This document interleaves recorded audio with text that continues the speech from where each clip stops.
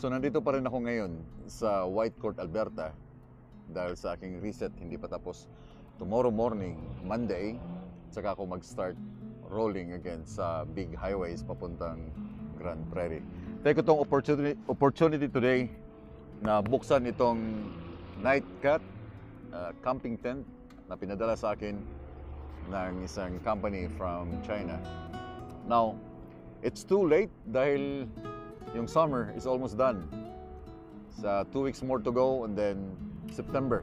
But maybe by next year, i-consider niyo itong night cat na tent para sa inyong camping adventure by next season. Ilalagay ko yung link ng kanilang website para sa inyong mga order. So ngayon, let's try. Kasi nakita ko yung review nila, napaka-light lang niya.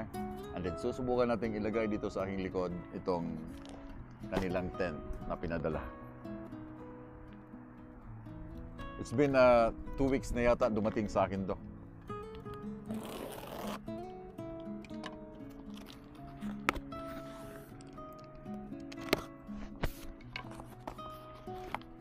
Oh, yeah. Ang tawag dito ay throwing tent. Tapon mo lang siya and then bubu ka na.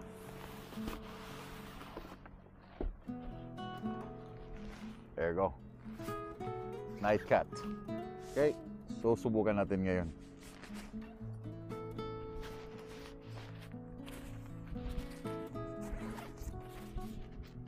Throwing tent.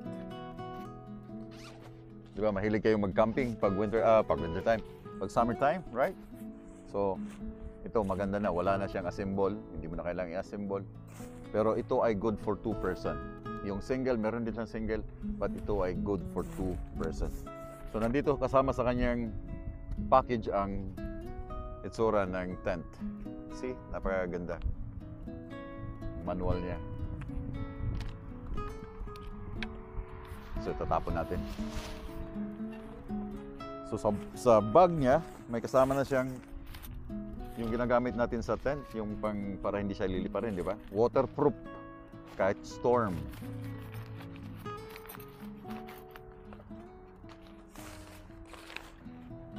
Yep, kasama na yung mga tali niya. Then, 2, 4, 6, 8, 10.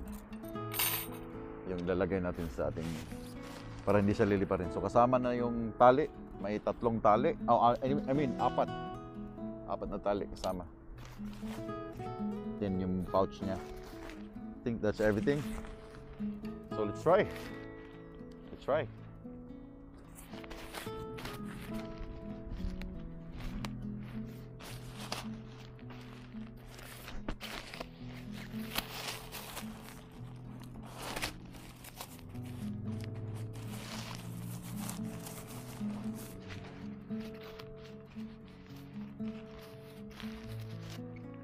Ready?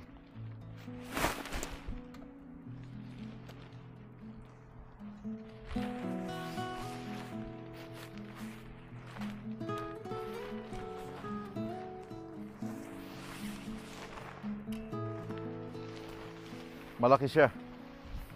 Yeah. Oh, wow.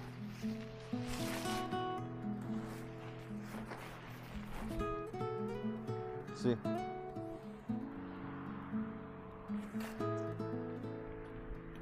So that's it.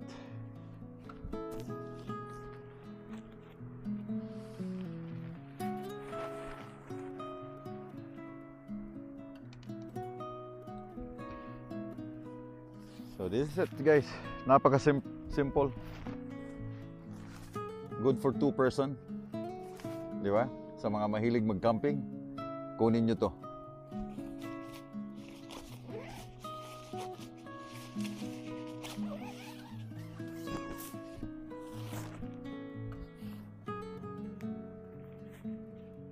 So dito, lalagyan mo na lang siya ng tali.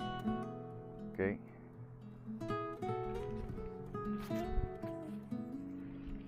Then, pwede mo rin siyang i-zipper.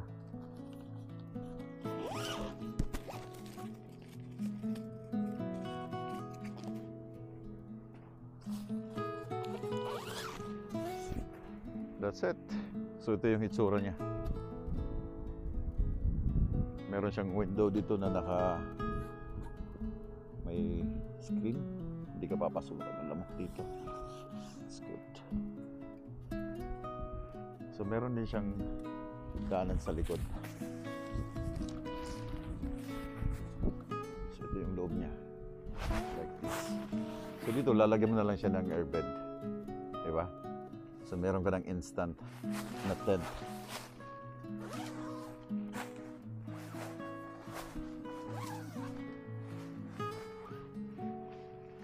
Maganda siya. Maluwag. Good for two. Isang malaking airbed dyan, maganda na yan. Sa mga mahilig mag-camping every summer, Nightcat. Yung kanilang link sa kanilang website, ilalagay ko sa aking description. Right on.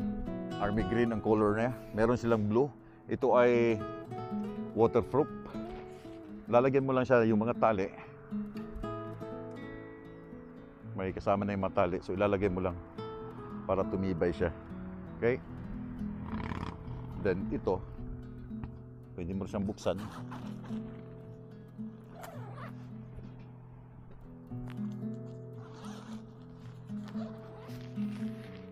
Tali mo siyang ganyan. Order na dito sa isang napakagandang tent. Meron silang iba't ibang klaseng tent na binibinta. Merong single na pwedeng gawin ding hamak para sa inyong gusto nyo magduyan na parang mga panike. Meron din. Kaya check nyo yung kanilang channel para sa inyong mga order by next year. Sa pag-fold nito, napaka-easy lang. Tapos na kayo mag-camping, right? So yung gitna nito, po-fold mo. That's it. Easy. Right? Where's the bag? Here's the bag. Then, tayo mo siya.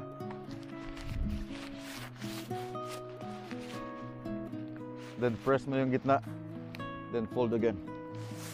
Sana hindi mabali.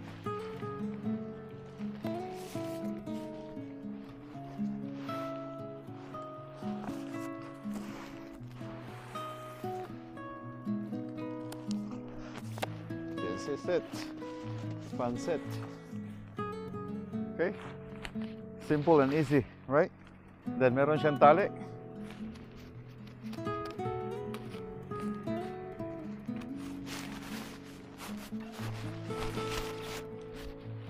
Done. Put in the bag.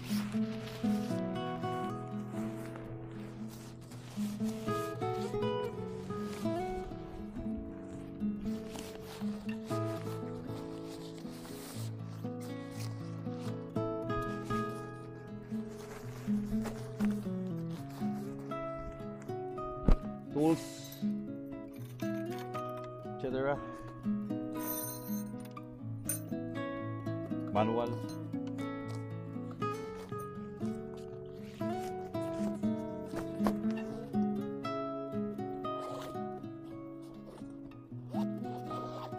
Simple and easy.